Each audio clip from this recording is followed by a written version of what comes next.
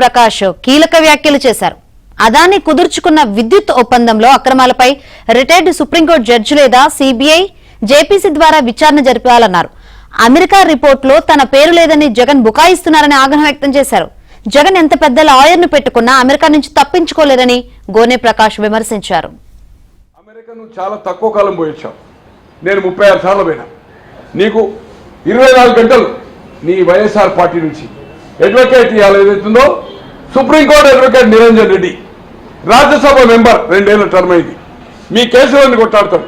నిరంజన్ రెడ్డి వస్తాడా, లేకపోతే కపిల్ సిబ్బంది పెట్టుకుంటారా, సిద్ధార్థ రూద్రనా, అభిషేక్ సింగ్ సాంగ్యా? రైట్, నేను ఒక్కరిని మాట్లాడతా. ఎలా తప్పించుకుంటావు ఆ చట్టంలోకి? ఖచ్చితంగా అమెరికాకు ఈయన పోవలసిందే.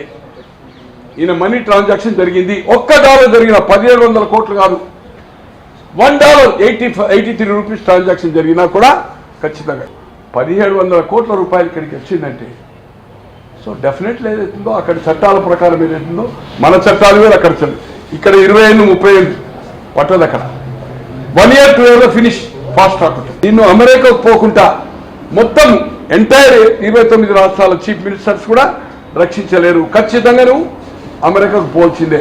ఏం పడుతుందా శిక్ష, ఎంత అయిపోయినా అక్కడ తెలుస్తుంది. నా పేరు లేదు, నేను తక్కువ తీసుకున్నా. ఇలా చూద్దాం. గుజరాత్ అగ్రిమెంట్, నీ అగ్రిమెంట్ ఏంది? Solar power project